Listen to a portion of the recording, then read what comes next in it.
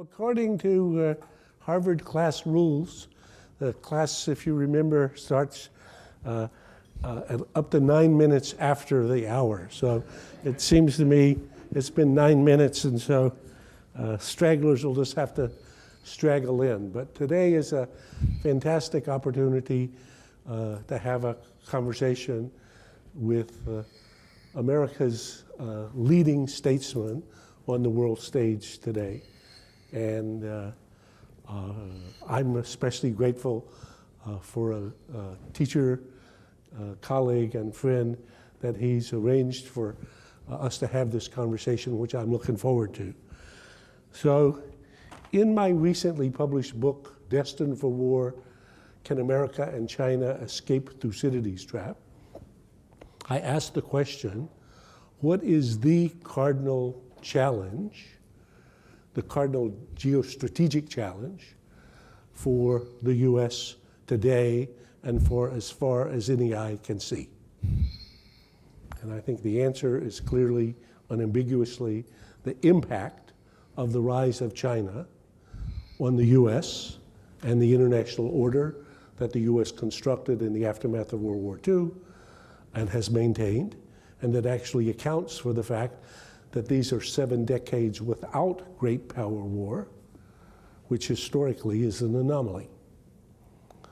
So if we ask the second question, which is of the approximately 7.5 billion people with whom we share the globe today, if you could have just one person to talk to about this issue and to listen to, I think the unambiguous answer is Henry Kissinger.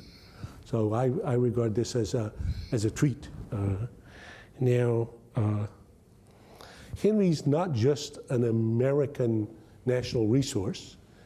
He's a global or international resource in that he's a strategic compass for all serious leaders who are trying to make sense of a crazy world today, whether presidents of the US or of China or of Russia or of others, and has been so for now almost 6 decades. So his only competitor in this business was another person whom I had the good fortune to know, Lee Kuan Yew, and whom I wrote a book about with Bob Blackwell on the Grand Master of Strategy. But Henry and Lee Kuan Yew recognized each other as, in effect, soulmates. And actually, Henry wrote the foreword for that book. But I would say in the world today, there's only one great strategic compass, and we have the good fortune to talk to him today. So what most of you won't know is that Henry has been my teacher, my professor, for now more than 5 decades. And since I enrolled in a course called Gov 180, which some of the others of you probably took at Harvard, in the fall of 1965. And I then became Henry's course assistant for the years after that, and have been taking tutorials from him annually since then. Now, that seems a little puzzling, and I think Henry's explanation is that Graham is earnest, but he's a very slow learner. And my explanation is a little more charitable to me. I would say that just about the time I think I've learned the lesson, he keeps coming up with new ideas and new insights. But in any case, about the topic today, we have a fantastic opportunity. So the plan for today is that Henry and I will start out with a conversation about the book, Destined for War, Can America and China Escape Thucydides' Trap, and the arguments in the book. We'll then widen that a little more broadly to the major questions that the book raises about China and the relations between China and the US and the prospects for peace and for war. And then we'll be open for a general conversation, for comments and questions and discussion. So we're casting this as a seminar more than as just a conference or press conference with Henry. I agreed with him. We would just do it as a conversation as opposed to a speech or otherwise. So Henry suggested that maybe I start off by giving you the elevated version of the argument in the book very quickly, and then we'll have him comment on what he wants to say about the general argument, and we'll proceed from there. So just very briefly, this book has a big idea, and the big idea is Thucydides' trap. So this was an insight captured for us by the founder of history, the great historian of the competition between the two city-states in classical Greece, Thucydides. And it is that when a rising power threatens to displace a ruling power, alarm bells should sound, extreme danger ahead. In the case of Athens and Sparta, Thucydides wrote famously, "It was the rise of Athens and the fear that this instilled in Sparta that made war inevitable." In this book, I look at the last 500 years and find 16 cases when a rising power threatens to displace a ruling power. In 12 of the cases, the outcome is war. In 4 of the cases, the outcome is not war. So the proposition about inevitable is an exaggeration, but if you said the odds are not good, that would be historically correct. So a rising China threatening to displace a ruling US with the consequences that that may bring. So the subtitle of the book is, "Can America and China Escape Thucydides' Trap?" And in brief, my professorial answer is no and yes, okay? So no, business as usual in relations between the US and China, which I would say is what we've seen for the last 25 years in the post-Cold War period. So business as usual will likely produce history as usual. And in this case, that would be a catastrophic war that neither party wanted and that neither party would, and that both parties would deeply regret. So that's no. But yes, as Santayana taught us, only those who fail to study history are condemned to repeat it. So there's no obligation for people like Xi or Trump or their successors to make the same mistakes that leaders made in the run-up to World War I. And indeed, there are lessons to learn both from the failures and from the successes if one were trying to fashion a relationship between the US and China that would avoid war.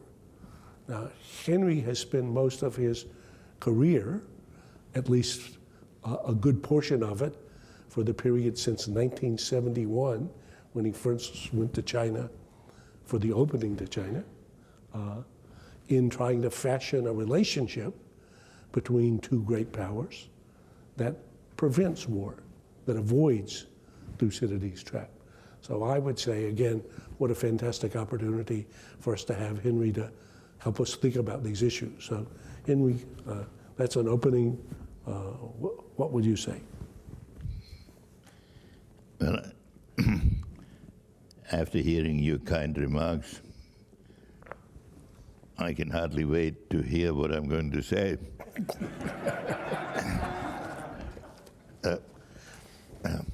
But I want to say, first about Graham. It's been almost the ideal professor-student relationship. Graham was my student, he was my research assistant, he's been my friend, he's been a loyal supporter, and we've been in contact for 50 plus years and exchanged ideas as if one is lucky, one gets into a position where one learns from one's students, and I've learned a lot from Graham. And so I was happy to accept his invitation to come here. I can only redefine the issue as he put it, and then I think we should have a dialogue or answer questions. I was very lucky that in 1971 I was assigned to be the first American official representative to visit China and to have official talks with Chinese leaders. In retrospect, the courage of Nixon in assigning somebody to this task who had never studied about China and who really, let's say, didn't know what he was doing, except what I did know is we, in the Nixon administration, we had the challenge of ending a war which we inherited. And at the same time, we felt we owed to the American people a demonstration that we had a notion of peace, that our purpose in life was not just to fight the Vietnam War, but to fit what was going on in Vietnam into a greater concept. And we thought that a country of the magnitude of China and of the history of China could not be excluded from a process that could be called peace. So that really was my mission, whether I could get a dialogue started between China and the United States. I had 48 hours in which to accomplish that task. And I sometimes ask myself, if I became Secretary of State today, would I be better or less good? And I surely have learned a lot in that period. And from that point of view, I certainly have more knowledge than I had then. But I don't know whether I would have had the courage and the assurance to act really partly based on ignorance. So, and I was also very lucky that my counterpart was Zhou Enlai, who we had no contact. America and China had no contact with each other. And we could have decided to rehash all the disputes that had occurred in the 25 years that there had been no contact. And Nixon decided not to talk about the past, but to talk about what needed to be done. And as it happened, Zhou Enlai or Mao had come to the same conclusion. And I made a opening statement of staggering profundity, which had a sentence in it that said, so after all these events that I had described, we are now here in this land, which to us is a mystery. And Zhou Enlai put up his hand and said, may I interrupt you here for a moment? What is so mysterious about China? I made some banal reply. And he said, think about it. There is 900 million of us, and it doesn't seem mysterious to us. So maybe we should work on it's not being so mysterious to each other, which happened to be a very important statement. Anyway, that's how it started. And I've had the good fortune to continue these conversations over the whole intervening period with leading Chinese. And I'll just get to Graham's point.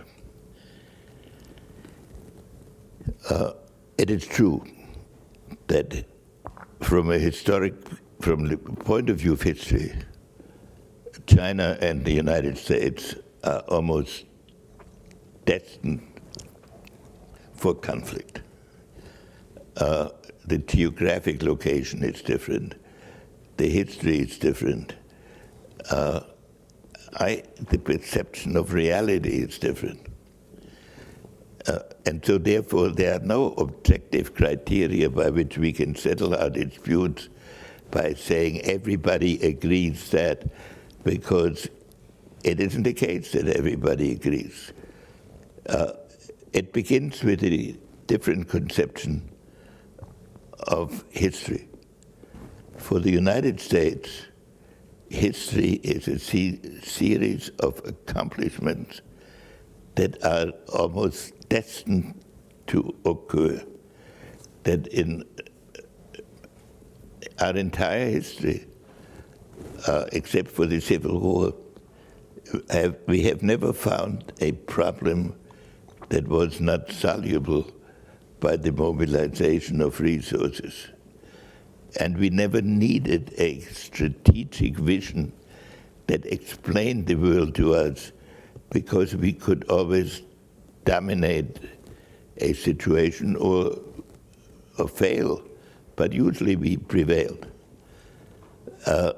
So for us, foreign policy is the solution of a series of problems, which we do with goodwill, and for which there are legal criteria, and then that episode is finished, and we go on to another episode. For the Chinese, history is an uninterrupted flow that has been going on for 4,000 years. So for the Chinese, problems have no solution.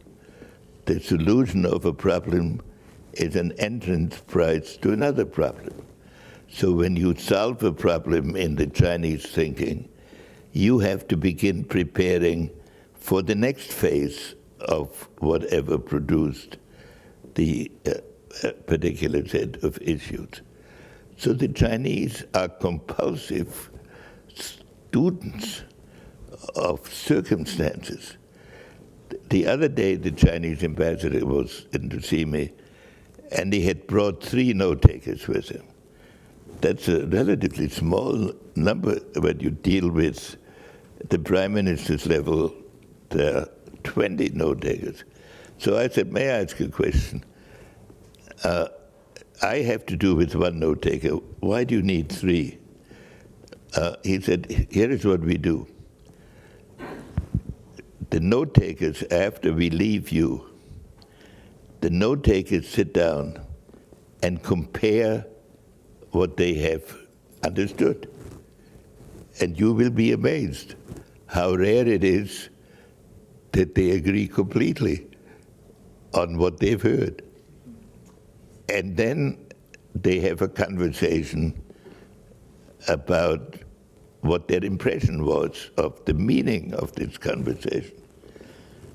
And then I absorb all of this and report it to Beijing.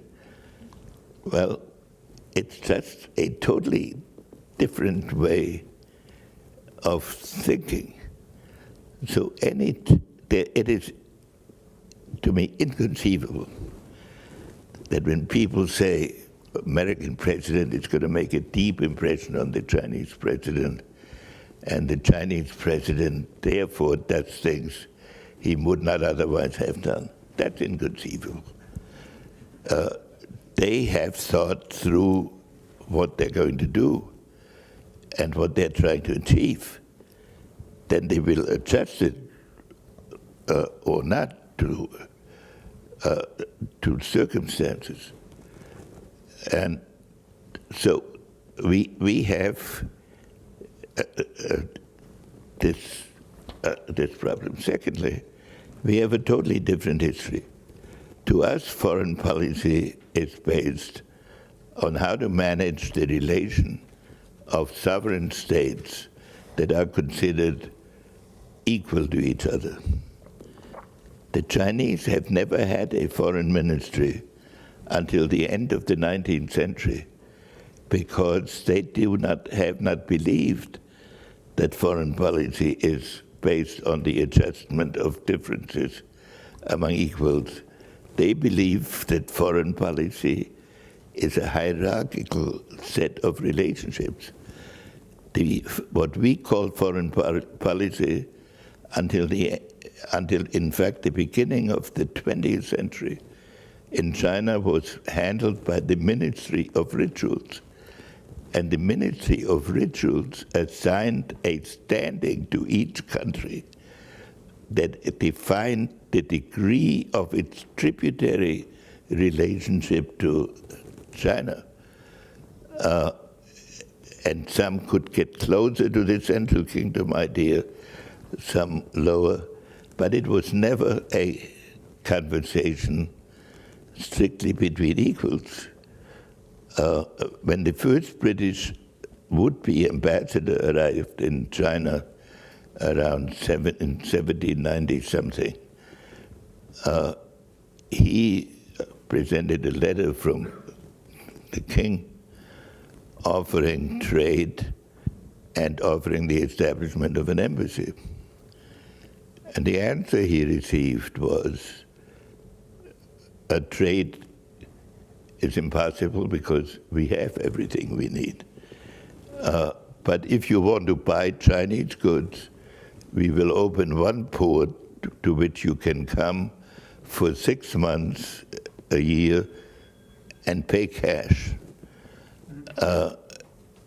Sending an ambassador is out of the question.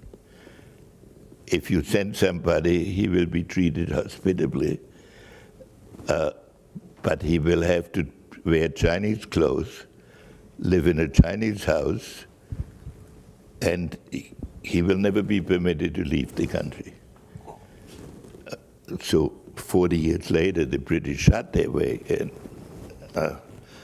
But this has been the conception of itself, of China, for 4,000 years. And if you look at the ritual protocol, when you go today, when you go to the Grand Hall of the People to be received by the president, the arrangement of the chairs, the attempt to create a setting that overwhelms you is very similar to the historical setting. So here is the dilemma or the challenge.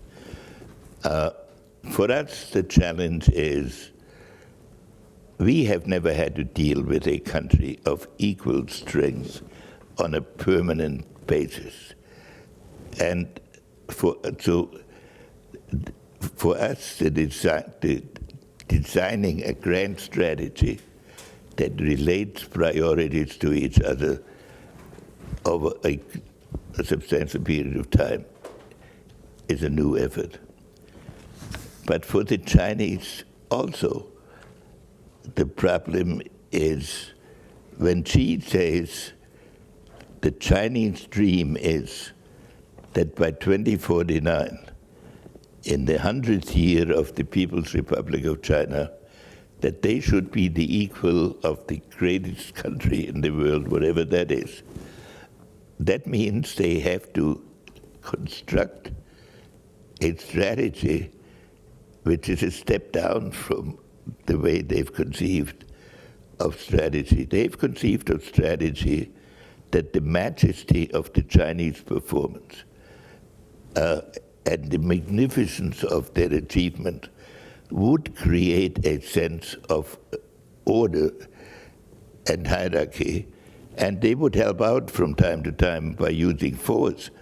But they've never thought of conquest in the sense that first you possess something and then you exploit it. So for them, this is also a new period of learning. And for us, I hate to say, we haven't even understood that it's a new period of learning, because we think if we can teach them a few things and solve a few problems, they will join the community of nations as we conceive it, which is a concept that has never existed in this way.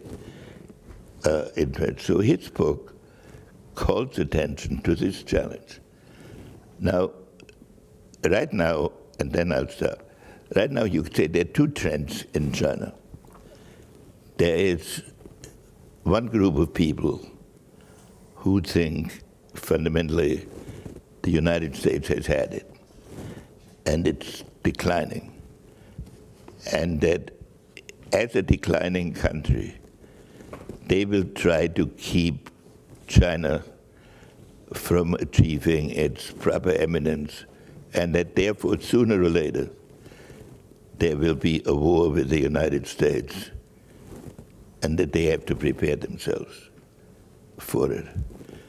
And then there is what I believe to be the T view, which is probably what Graham has said is historically true.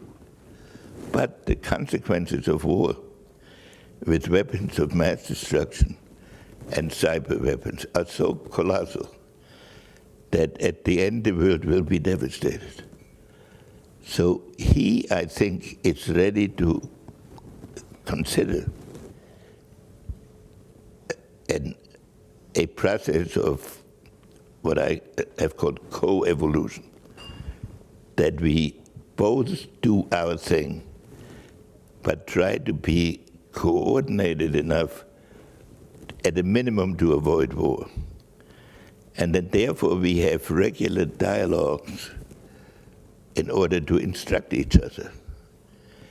But this is very hard to do, because when you take a conversation between a typical American president and a typical Chinese president, the typical American president has 10 issues that he wants solved and hammers away at solutions.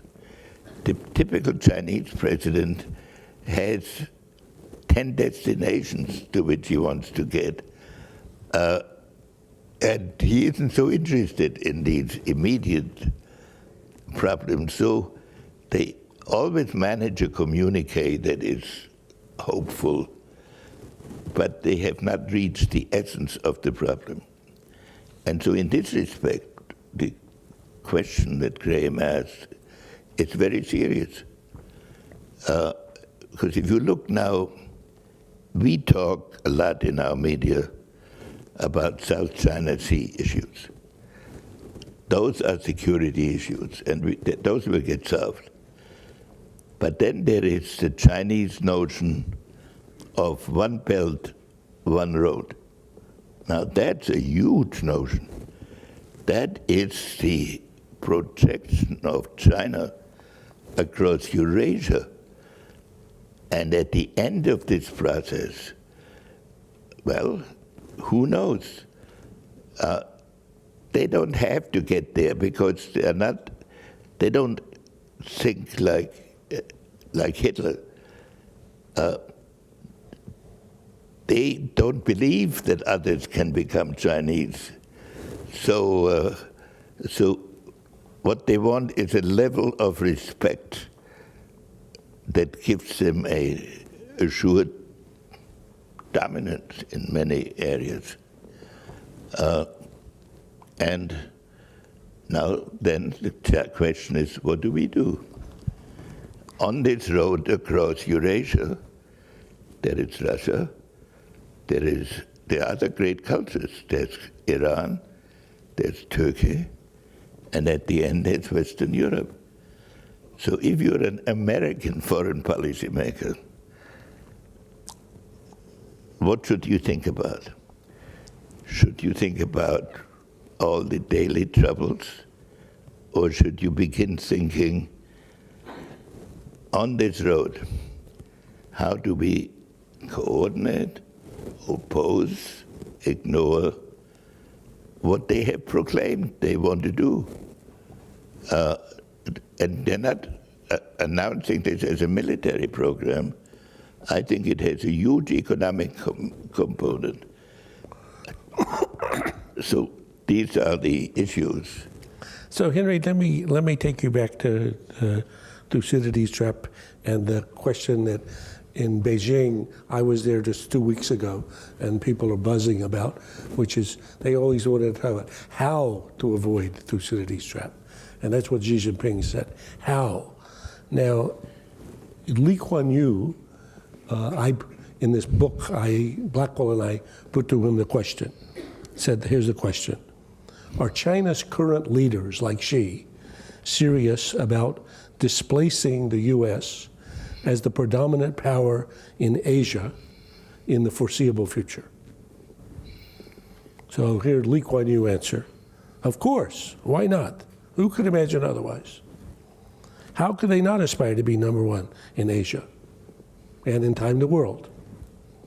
So if this is a understandable aspiration of a rising China that is wanting to be great China again, and if, as you say in World Order, it's a, quote, inevitable policy in China to keep potential adversarial forces as far from its border as possible, close quote.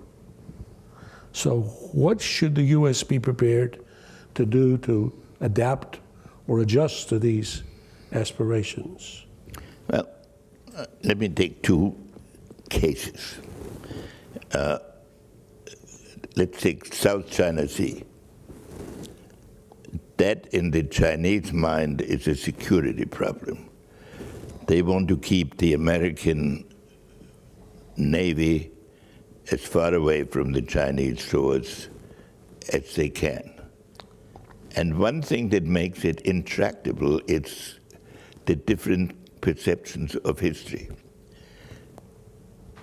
To the Chinese, the South China Sea, there was a Chinese emperor 300 years ago who, reaching the limits of China, looked across the sea and said everything till the next landfall belongs to China. And he proclaimed it Chinese territory, not having studied. There was no international law about the sea. So therefore, the dotted line that one reads about a lot, that's the dotted line. Now, then we come along. We look at it, say, well, the Chinese claim one thing, we claim another. So let's have arbitration. When we say arbitration, that looks absolutely reasonable to us. To the Chinese, it means that these guys come along and say we have to begin a negotiation by giving up something that has been ours for 300 years. And so the backsides bristle on when the negotiation starts. I believe there is one fundamental issue, which is freedom of the seas. We cannot grant the Chinese say, what are you worried about at the sea? We'll give you permission to go through there. We have to say, passage on the sea is not dependent on your permission. We have to have an international rule, and if it doesn't exist in your mind, you have to agree to that. But I think I'm not worried about the South China Sea. I think some practical accommodation will be found that sort of divides at 280 islands. And if every one of them becomes a crisis, then we're really going to get the Thucydides trap. Because one of the aspects of the Thucydides trap one has to mention is the following. If you study the outbreak of World War I, it is nearly incomprehensible why that particular crisis produced a war that killed 20 million people. Because there had been 10 to 15 crises before that. Right. All the Balkan wars, the Moroccan crisis, they were more substantial than the issue of the assassination of the Habsburg emperor. But the world had gotten so used that these crises would get solved that when you look at the outbreak of World War I, the Austrian successor gets killed. And for 4 weeks, nothing happens. Right. It's not a mounting crisis. Everybody goes on vacation. And then the Austrians deliver an ultimatum with a 48-hour deadline, and in 1 week, the mobilization gets operated. So what I'm worried about in the South China Sea is that we so talk ourselves on both sides into a pattern of they making a move, we send a destroyer, and one of these days it gets out of hand. But I'm not worried about that, because I am worried about the One Belt, One Road. But it's no way we can stop it, because it's not a military plan. It is a plan that tries to create infrastructure projects all over Central Asia, high-speed railways to Europe, and it sort of organically links these territories. I, in fact, am in favor of joining it for the United States in order to get a voice in it. We've refused to join it. We will be obliged to reverse it because it will get its own momentum. But as it develops and the other nations get involved, we will have to start reflecting about what our attitude will be. That's a real big conceptual problem. And your question is, right now, I think we should join it, because it gives us a voice in it that makes it legitimate for us to be concerned, and at this point, it's no threat to anything. But if the world, if Europe should think that Asia, that China is the place where its economy gets its impetus, and so a lot of people are thinking about this now. So this is where and we have to avoid it. This is not like World War I. None of the leaders that started World War I would have done so if they had had any idea what the world would look like. The French had 280,000 dead in the first 6 months of the war. Never would they have gone to war had they known that this could happen to them. But once they were in it, they didn't know how to. Nobody knew how to stop it, and partly because the casualties had been so large that you had to get a compensating. So this is where the question that Graham is asking, it's really a fundamental question that we need to ask ourselves about the future. And so a lot of the discussions that are going on about relations with China are not relevant directly to this topic. but we have to find a mode of dealing with them where the exchange of views about how one proceeds down these roads, and a lot of it is going to happen anyway, simply because of the evolution of the world economy.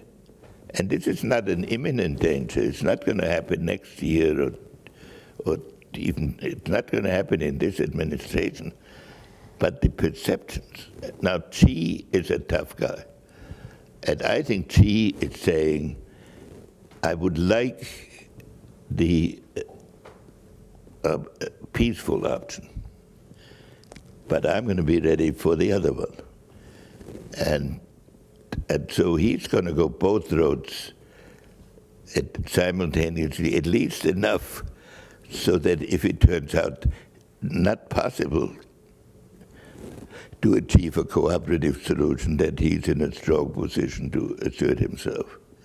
So he's a formidable character. I agree completely. In the chapter on what China wants, I give a pretty serious assessment of Xi, taking advantage of Henry and of Lee Kuan Yew, who knew him extremely well, and who said about him, this is a man who has iron in his soul.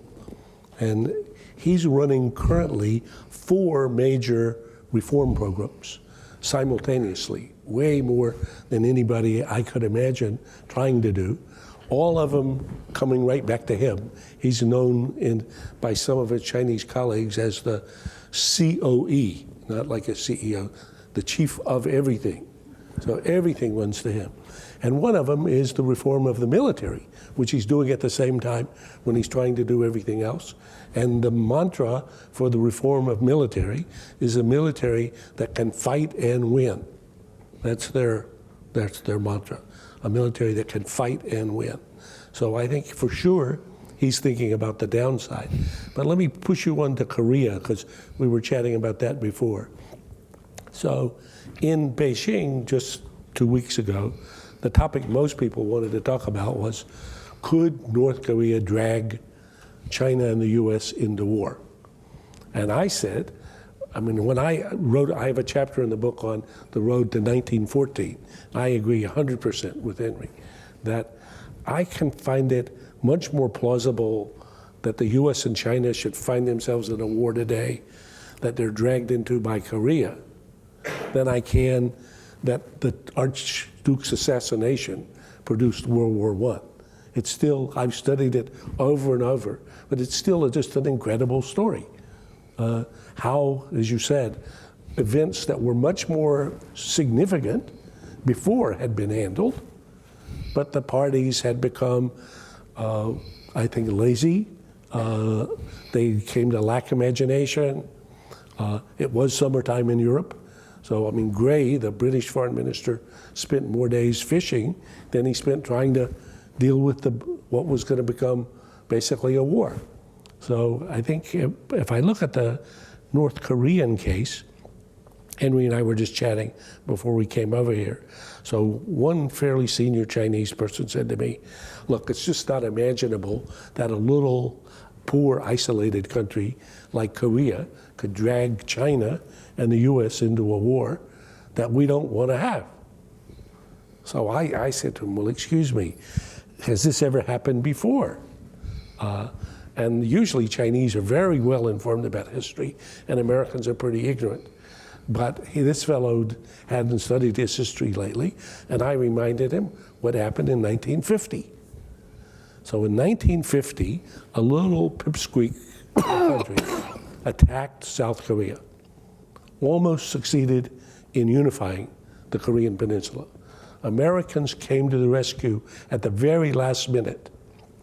MacArthur was still in Japan. This is just 5 years after World War II. Entered the war, pushed the North Koreans right back up the peninsula, and were approaching the Chinese border. Whereupon, one morning, MacArthur awoke to find 300,000 Chinese attacking him, and then another 500,000, and pushed the Americans right back down the peninsula to the 38th parallel, where the war had begun. And at the end of that war, 50,000 Americans had died, 50,000, and several hundred thousand Chinese, and many hundred thousand of Koreans.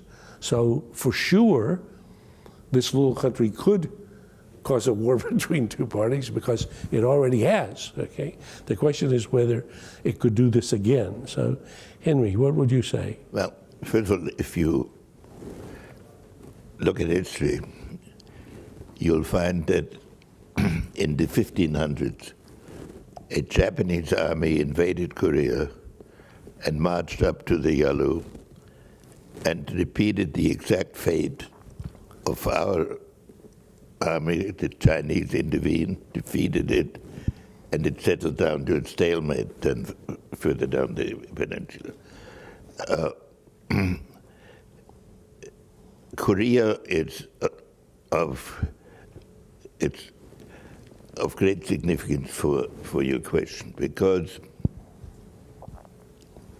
I once had a conversation with Xi, and he asked me whether I thought it was possible, if you're a leader, to make an irrevocable mistake, or whether you can always rectify it if you have learned that you made a mistake. And I said, this is a very good question, and you obviously have thought about it. Why don't you give me your answer? And he said, yes, it was possible. And you quoted something from my first conversation with Zhou Enlai, where Zhou Enlai said, if we had not permitted the invasion of Korea, Taiwan would today be Chinese. Absolutely. Let me remind you, just for fun, since I was preparing for this the weekend, I got Henry's conversations with Zhou Enlai in 1971, which were top secret documents, have now been declassified. So it's a public document that you can get on the net. And they make for amazing reading. So he went to China, this is in July 1971, and they have 20 hours of conversation between you and Zhou Enlai. So if you look at the depth of the conversation and compare it with the notes of presidential meetings now, you just would say, wait a minute, this is not even in the same ballpark. But here's Zhou. There's no question that if the Korean War hadn't occurred, a war which we did not seek, and you did not seek, Taiwan would be part of the PRC. Yes. So that's in their mind. Plus the fact that they can recite 50 other things that have happened in the long history of China, which were unfortunate in terms of their future. So, so there is this challenge.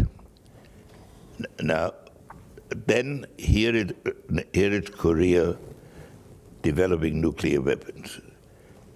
We talk about the threat when these weapons are intercontinental and can reach the United States. But the Chinese and Japanese and Koreans are sitting there right now. And the implication is the Americans are worried only when it can reach Anchorage. But we are sitting under that threat right now. So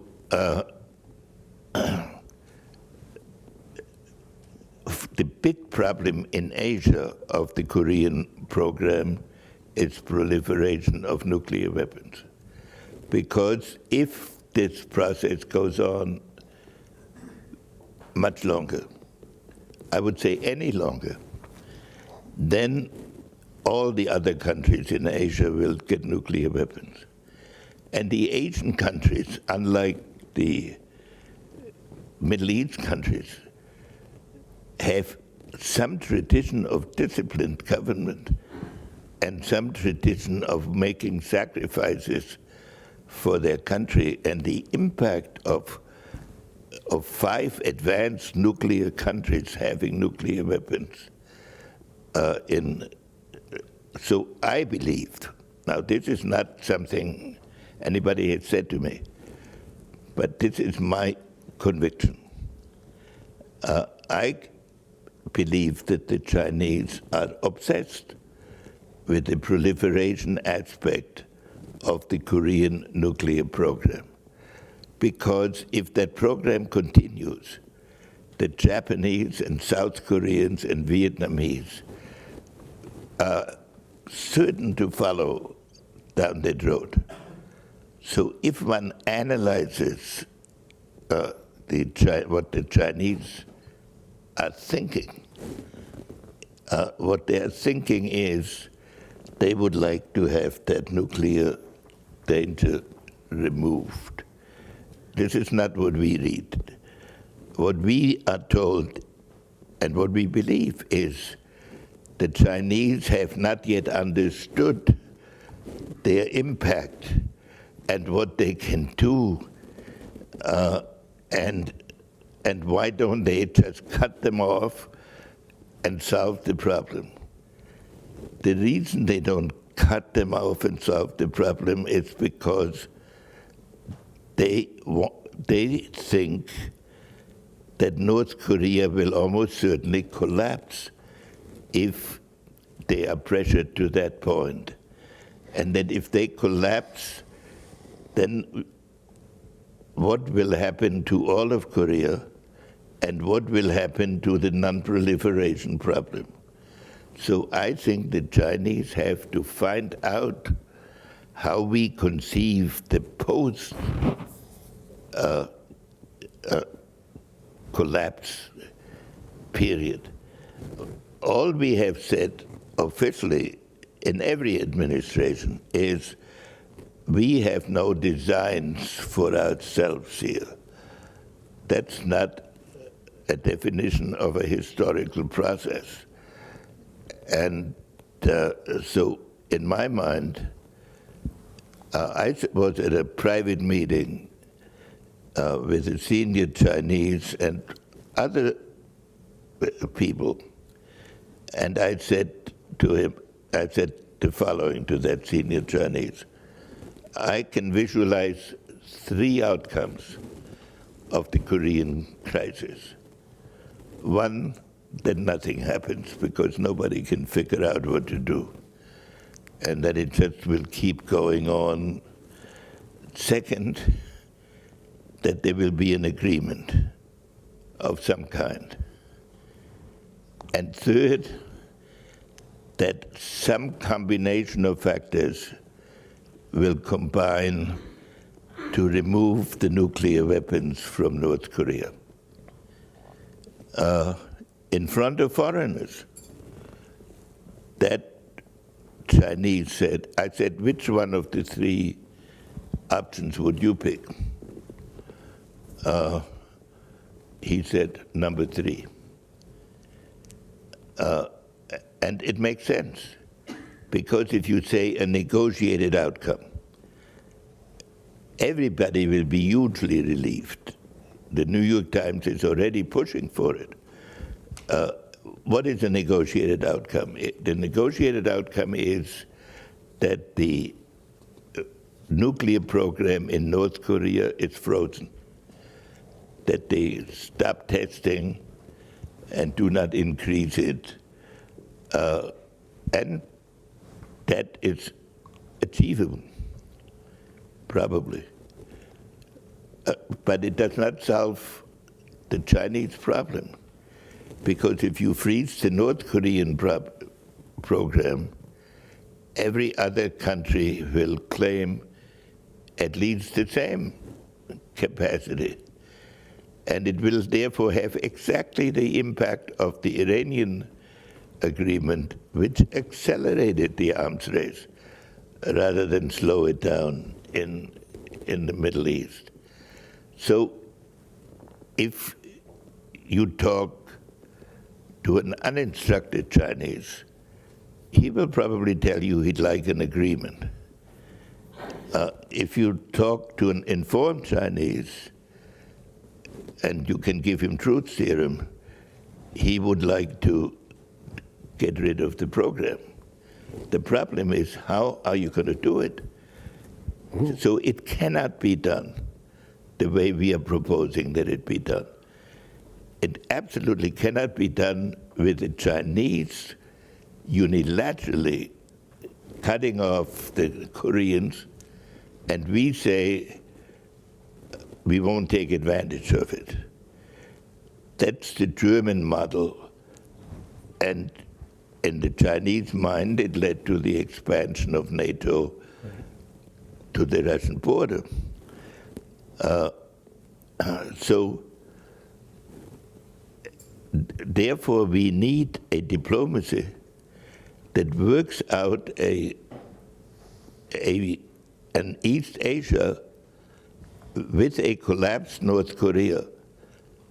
Should North Korea remain an independent, non-authoritarian state, or should Korea be unified? My guess is, and don't think that I say this because I know, I don't know. My guess is the Chinese would prefer a unified Korea, non-nuclear, on the theory that they have a better shot at relations with a unified Korea than with a divided Korea, where they constantly have to. So in this sense, what is going on in Korea is of crucial importance to the question that Graham, and one of the more worrisome outcomes would be a nice negotiation in which everything is frozen, because that will guarantee that it will blow up again with the same issues, because those issues will not go away. And I think we can achieve this, but we would have to talk at a level of long-term protection that is hard to achieve. And when you think of all the pressures on an American administration right now, so I'm not saying this is easy, but this is my perception. And this is and Korea is a place where the Thucydides trap has a high chance of happening. So I have at least 99 more questions, but I'm going to let other folks make comments or questions. I don't know, Lloyd, you and I had exchanged a couple of emails from some conversations you had there lately. I don't know if you want to say anything about your impressions. Well, it's top of mind. It's just that it's complete. As I said to you a couple of 3 weeks ago or 4 weeks ago when I was there, it's top of mind. I think that was just before you were going, because he mentioned, Wangshan mentioned that you were going to be there, and I saw the premiere. And just that it was top of mind. And along with the acknowledgement that it was top of mind came a long recitation of the specific examples and why they didn't apply to China. So it was. It wasn't a casual conversation. It was clear that it was studied, but that it was an apposite. I mean, that's all. And you had a feeling that they're pretty serious about trying to avoid. I had a feeling that the point of view of pressuring China to deal with that was silly. That wasn't going to happen. Their interests are totally at odds, and their fears are totally different than our fears. You know, one of the observations I'll make, and I think you made. China by whom? By us? Pardon me? Their thought that was no. I think that our efforts to think that they'll be able to influence Korea, I think, are off. That's my thought. I'll just say that I say this, and I mentioned this to you, that, and I think this is you mentioned this in your book, the dichotomy. When you talk to the economic people in China, you deal with them commercially. You deal with them. You deal with the banks. You deal with the government. You finance. It's like you're dealing versus you deal with the international side, either the military side or their foreign ministry. It's like you're dealing with two different countries. And if you talk to the same person to whom both sides report, it's like you're talking to a schizophrenic. That's a very good observation. That I think that's probably true.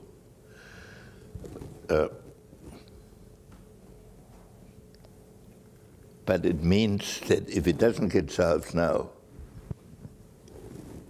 it will become even more insoluble later, because the dilemmas that I've described don't disappear unless the North Korean regime collapses. But then the dilemmas will appear in the post-collapse settlement. Well, I mentioned, Henry, that one of the Chinese interlocutors said to me, look, this problem wouldn't exist if you were not on the peninsula. Look at where Korea is. It's right on our border. And the anomaly is that the Americans are there. If this were a unified state and were a proper tributary of China, we would never allow them to have nuclear weapons. Of course not. And so I said to him, well, this is quite a different history than the one Americans tell. So Americans say, and I think correctly, North Korea, your ally, attacked South Korea. The reason why we're there is because we came to the rescue of South Korea. We then ended up in the Korean War. But at the end of the Korean War, two countries were divided, and one of them has now been a spectacular success story, and one of them is a hellhole. So South Korea is one of the most successful countries. It's got the 12th or 13th largest economy. It's a democracy. It's a very vibrant country. We're very proud of South Korea. We think of it as an example of American Pax Asia. And we're not about to walk away from that, to which the answer is well. And now see what mess you've got yourself, into. So I think the different perceptions are quite strong, yeah. Please.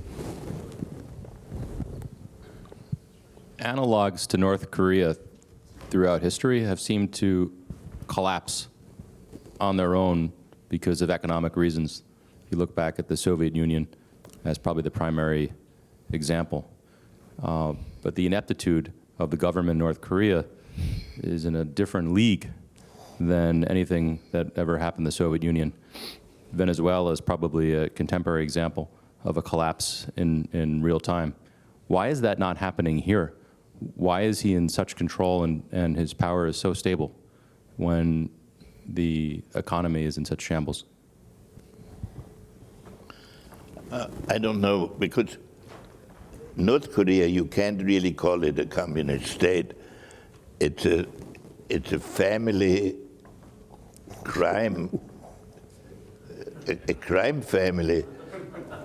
I mean, there was one year when I was in Korea and their intelligence had been able to track the then president for a substantial period of time. And in that whole period that they could track him, he never saw any person that was not a member of his family. And they have a degree of control that hasn't been seen even in communist countries. Every house has a radio that can't be shut off, so the public the government can speak, but I don't know what the explanation is that you have not had military revolts and all the things that have happened, or Titoism. It has not visibly happened. Well, they've But managed. things happen there, like when this current ruler came in, whose school records we have from a school in Switzerland. And 5 of the 6 people who were pallbearers at his father's funeral, he's already had executed. One of them by firing an anti-aircraft shell on him, because he said no remnant of him should be left. So they fired an anti-aircraft shell at him. It's hard to explain this. How can he get away with it? They could collapse tomorrow, and they could go on another 10 years. But once they collapse, most of the problems that I mentioned will then have to be faced, because then the question will be what happens to the nuclear weapons, what assurances will the Chinese and others demand about South Korea inheriting the North Korean nuclear stockpile. The problems I mentioned will be there. In the conversations I had about this recently, the proposition was, there was no affection for the North Korean regime. This is Chinese. And perfectly happy to think of changing the regime if somebody had an idea what that meant and how that could practically be done. But there was also a great reservation about just lopping off the head of it, as they said, as you guys did in Iraq and in Libya, and ending up with chaos and a mess. So the transition from Kim Jong-un to whatever succeeds him is a challenging problem, however he happens to die, whether he falls in the tub or whether somebody shoots him. So why don't we, I don't know, Sarah, do we have 2 microphones or? Okay, do one here and then we'll take turns since we're all pushed this side, yep. Go ahead. I'm a little confused. If what you say is true and that it's not in the interest of the Chinese to have nuclear proliferation, how can this be resolved without some sort of a much better agreement than the one that was written in today's journal with Secretary Gates? And somewhat along those lines, hasn't America changed? Do we really care about Korea except that it's now a threat to us because they can lob a missile to Seattle or Los Angeles, or we'll be able to do so within a relatively short period of time?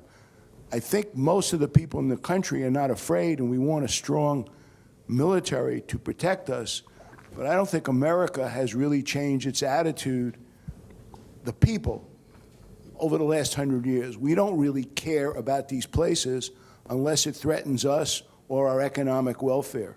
So isn't there a basis for an agreement that way? But what would the agreement be? A unified Korea, no nuclear weapons any place.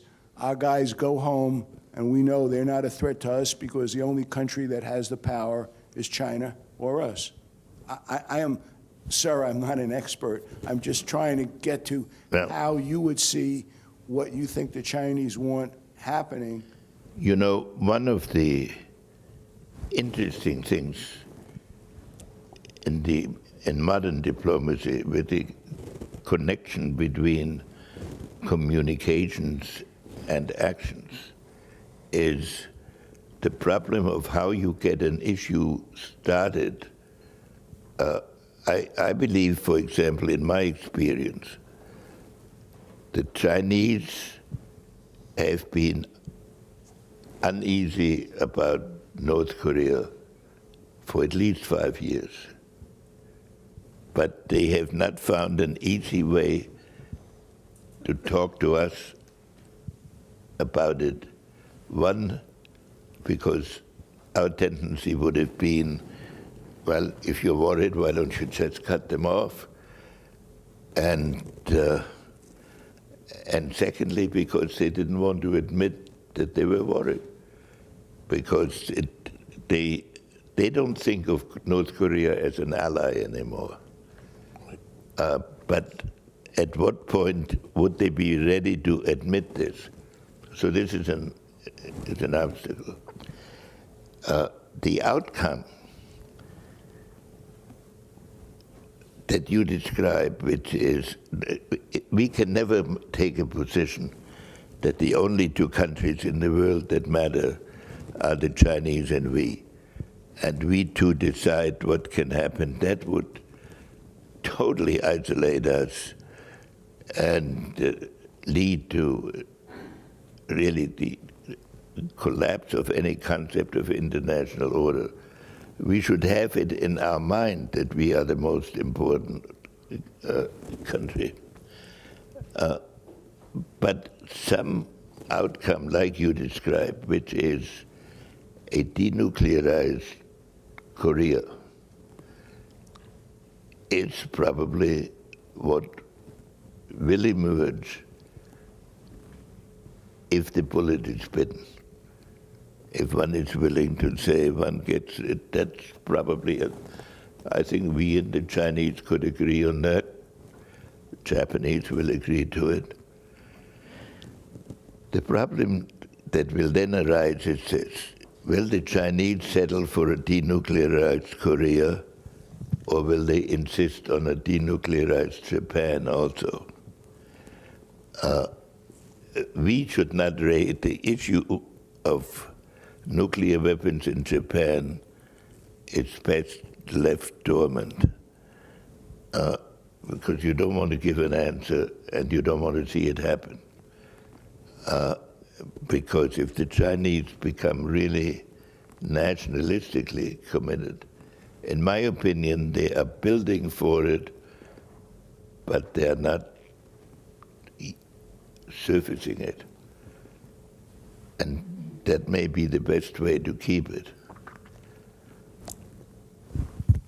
What do we hear? In the 60s, it was a widely held view that the Soviet Union would overtake the United States economically by the 1980s. And in the 1980s, it was a widely held view that the Japanese would overtake us. And then for a time, there was a view that the European Union would overtake us. And I guess my question is, should we be so confident that we're really dealing with a rising China? Or isn't it worth at least exploring the idea that China's ascendancy is going to trace the same arc as those three other countries or powers, and that China is, in fact, we have more to worry about China as a declining power than as a rising one? I guess what I'm saying is, are we so certain about the premise about a rising China that we want to analyze it that way? No, I think China is now rising. Can it sustain this?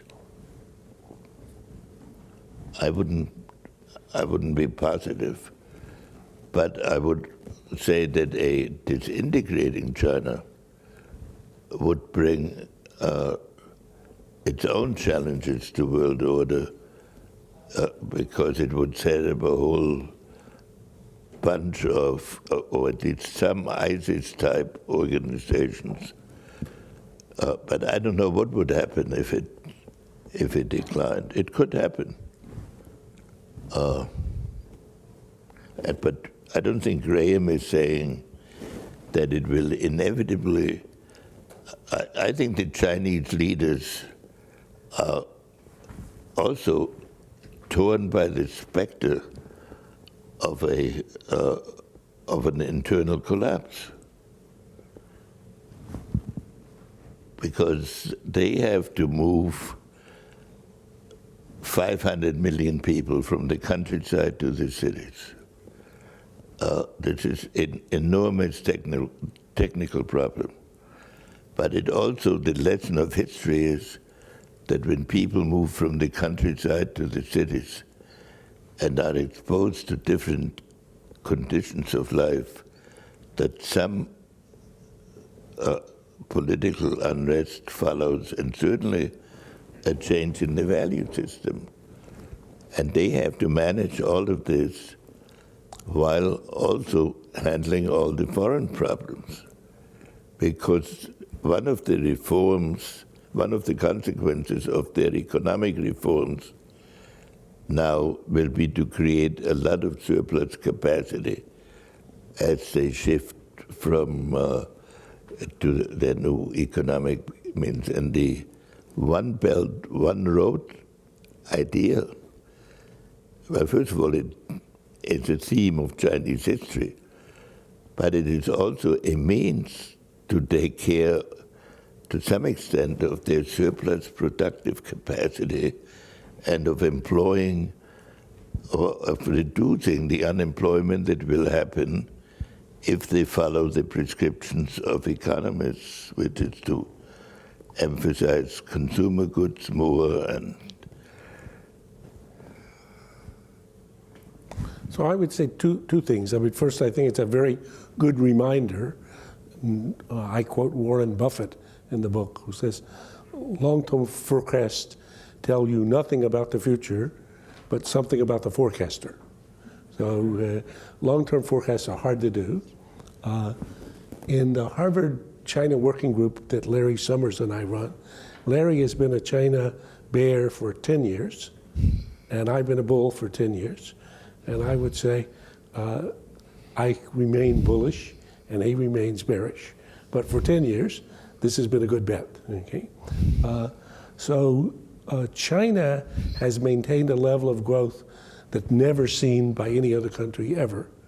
Now, can that trend continue forever? Of course not. And as we know from the rule, a trend that can't continue forever won't, okay? But predicting that something will happen is a lot easier than predicting when something will happen. So we've got uncertainty going forward. Lee Kuan Yew's take on this, and I think he was the premier China watcher, and I've tracked his argument. He said he made it about 4 chances in 5 that China will continue growing 3 times as fast as the US, and therefore will succeed with its 2021 agenda, which would give a China half again larger than the US, measured by purchasing power parity. So that may happen, that may not happen. Basically, the nice thing about markets is you can go there and place your bet. I think Henry's point is a very good question, though. So if China should falter in its economic program, which is very ambitious, extremely ambitious, and which is only one of 17 problems that they call their insoluble problems that they're trying to deal with all at once. But if the economic program faltered, would we be more or less worried about the relationship between the US and China? And I think there, I'm quite cautious. I think normally if countries' economic programs fail, they don't blame themselves. So they look to externalize. And the only other leg of legitimacy that the party stands on for its rule is nationalism, which it's been building up and heating up. So I would say that could also put us off in another very troubling scenario. Please. Graham. Yeah. Daniel Arbus here. Dan, please. As you know, I've been your student for 30 years of the 50 that you've been Dr. Kissinger's student.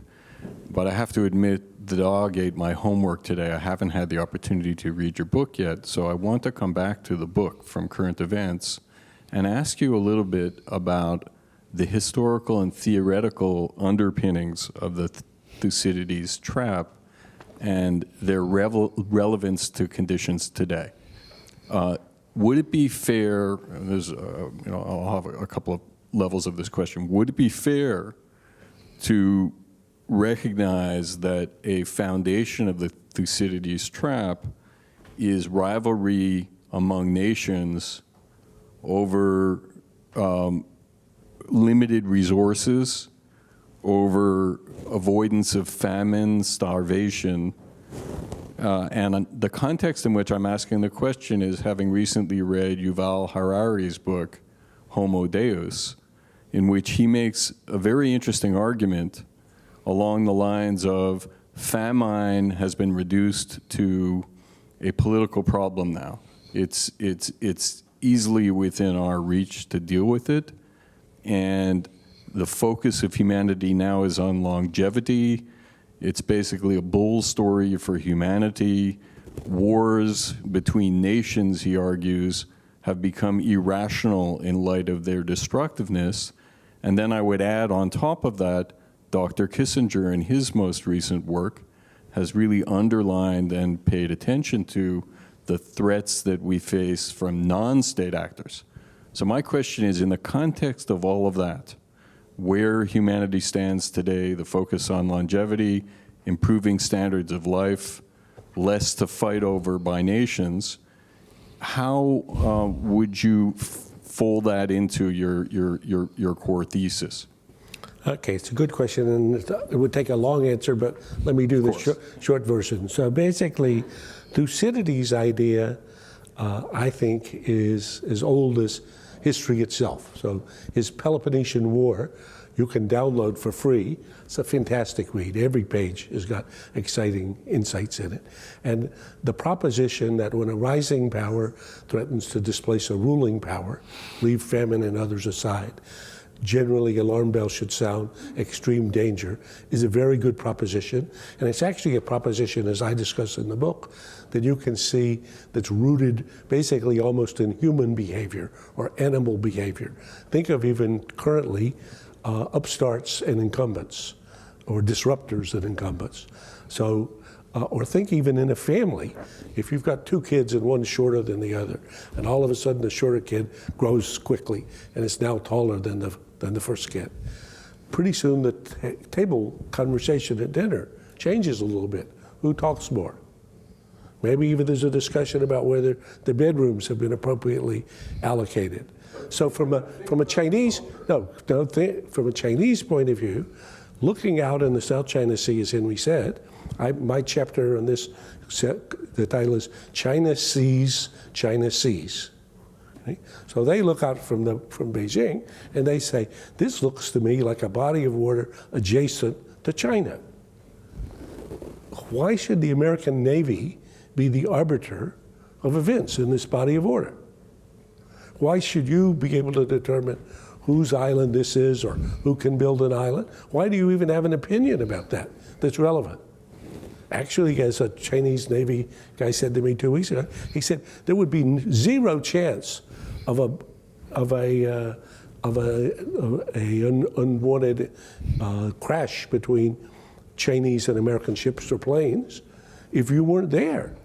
There's no chance of an accidental a crash between a Chinese and an American ship in the Caribbean. Why not? Because there's no Chinese ships there. So again, very natural from a rising power's perspective. It's quite natural to think, I'm bigger, I'm stronger, I deserve more say, I deserve more sway. The arrangements currently were made even before I was there. And from the ruling power's point of view, and in this case, we can see this playing out in American politics, the idea of China in our face everywhere. Why do they want to change arrangements in the Asia order that have actually provided the best conditions they ever had for 70 years of growing out of what was before famine and impoverishment? To which the answer is, well, that was then. Now, I'm bigger and stronger, and I think, so I have a fun chapter in the book on if Xi's China were just like us, in which I tell the story of Teddy Roosevelt, who was 37 years old when he arrives in Washington as the #2 person in the Department of the Navy. He's been, for 15 years, complaining about what he calls the abomination of the Spanish and others in our hemisphere, particularly in Cuba.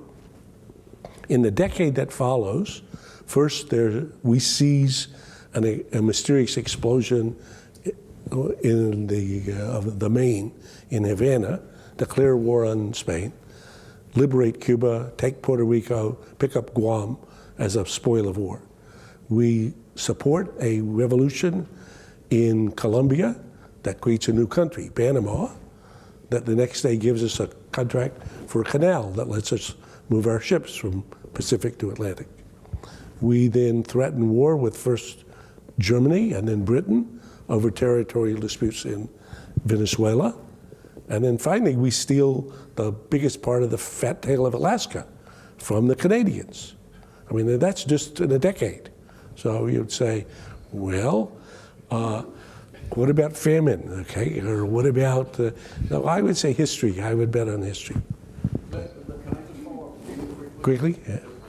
To be hopefully more precise, okay? And the question is, every one of us in this room grew up in a culture and in a period in history where hegemony and conflict over territory and resources had a winner and a loser. I spend a lot of time with the next generation, our kids. And my observation is they think very differently, they work very differently. It's not winner and loser, it's like how can we get around a table, use the equal access to information that we all have to create solutions that will satisfy everybody's needs. I don't want to sound Pollyannish, but my question is, how in the context of history do we possibly take into consideration the slight changes that are taking place in culture thanks to the advent of the information economy? It's a good question. It would take a longer one, but I'd be happy to talk about it. Because I think there's no question that culture changes and that consciousness changes, and those offer some significant opportunities. But I was just out in Silicon Valley talking about Thucydides' trap 3 weeks ago, and I didn't see a lot of kumbaya at Apple or Google. They think they should kick other people's ass. Okay? I think if you look at historical wars, I haven't studied them that systematically. I don't believe that the acquisition of economic means was the principal reason in most wars. If I'm just running through them in my mind, the 30 Years' War had nothing to do. It had to do with it. It started with as a religious war, and then France. For France, a unified Central Europe presented the danger of all of Europe becoming unified and maybe becoming like a Chinese state at the end of the warring period. So the French leaders of the 17th century conceived the idea of evolving a Central Europe that was so divided that it could be manipulated from France by throwing its weight on one side or another. So for 200 years, at a minimum, those wars had next to nothing to do with the acquisition of territory for commercial reasons. Say the European wars from, say, the middle of the 17th century to our period. Then the classical wars were more about status than about economics. And the idea that the world, I am worried about what the young people around the table think these days, because there is an absolutely non-tragic conception of life in which everything is handed to you, and the intensity of your desires guarantees their achievement. But there are very few. You won't find that in China or in Japan. This is a very American phenomenon, and we should worry about that, in my opinion. So we should take one more question. Let's give Peggy a chance. Two more questions. Peggy, and then this one here, and then we're gonna break because a number of people want to say hey to Henry. We have to stop by 6, and I should tell you, do not shake his right hand. He got in a fight earlier today, and so he has a little bit of blood on his hand, but the other guy's jaw. I can do my left Peggy. hand. Let me ask, gentlemen, I thank you very much for this, for the time. I feel like it was a privilege to be here today and to listen to you. I've been wondering as you speak, when Beijing, the past few years, when the leaders in Beijing look at the American leaders in Washington, can you give me a sense of what they see and what they worry about? What changes have they seen, perhaps, in the past 30 years? Or if that's putting the question too broadly, let me say that as the North Korean crisis looms and continues to press, do the leaders in Beijing think that they have serious and thoughtful and frankly worthy co-conversationalists in Washington to be discussing this, making plans, trying to see their way through? Well, nobody has spent more time talking to these folks than Henry. Well, as I mentioned before, the Chinese always study us with enormous intensity. When I first came to China, I was astonished how much of my writings and how much they knew about me. So they are always, well, and since then, of course, they have had many more opportunities to study us. And one problem is that they cannot believe that an American leader says something that has no meaning. So they will take a lot of things very seriously that are just said as part of a conversation. They were very impressed by Nixon. And of all the presidents I have known, he was best prepared in a strategic way.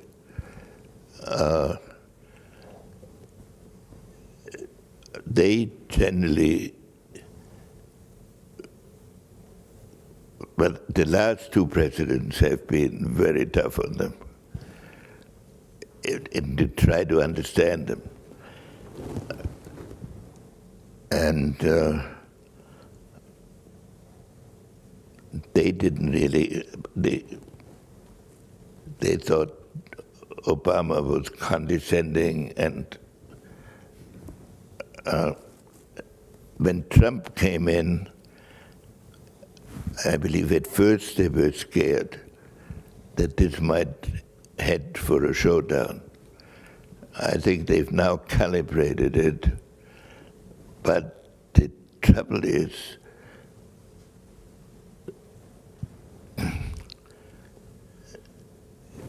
how do they get into the dialogue that is needed to deal with the historic process that I have described is occurring in the world? And I don't think they have found in this administration somebody with whom they can have that dialogue. But they found a way to solve immediate problems.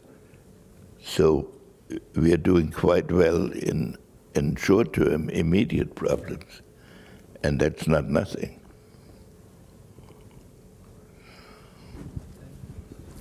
Mary, you get the last question. The One Belt, One Road project is very ambitious, and if successful, it's formidable. What effect, if any, as that is developed, what effect will that have on the Chinese interest in building up more islands in the South and East China Sea and in having freedom of navigation in the area? Or are the two just not in any way connected? But the question is how my the, hearing aids collapsed at some start out, point. the question is how the One Belt, One Road project will, as it develops, impact the sea lane proposal, in effect, the complementary component Well, they're in the freedom together. of the. They have to be conceived as part of it, because one aspect of the One Belt, One Road is the, I mean, they're linked together. And it really is about, the essence of it is, they know they cannot possibly do that alone. It's a concept for the organization of Eurasia, with China as the leading power. But whether China becomes it's not something they would go to war over, whether China is the leading power. But I think they have recognized that the order of the world as it has existed for the last 400 years has already disintegrated. Europe has substantially disappeared as a shaping factor in international affairs other than its own independence, and for that they need the United States. So this is when the theory of geopolitics was first developed by Mackinder. Yep. He wrote about Central Asia being the heartland of geostrategic thinking. In a way, that's what this is. This is an assertion that the world will have to redefine itself. And it includes the sea lanes. Now, that means that everybody will be obliged to understand what this is, because the sea lanes affect the Middle East, and the Middle East right now is entirely open to a new evolution, but we know it will not be the existing structure. So I think the two are linked. But a place where you would find interesting reflections on all of this is India, because they're observing this, and I have had some really interesting conversations with leading Indians on what this all means. And I must say, very much along the lines that I've presented here. I think that's probably a very good place to interrupt the conversation for this afternoon. Let me say, on all of our behalf, what a treasure it is to have Henry, and what a great conversation to be part of.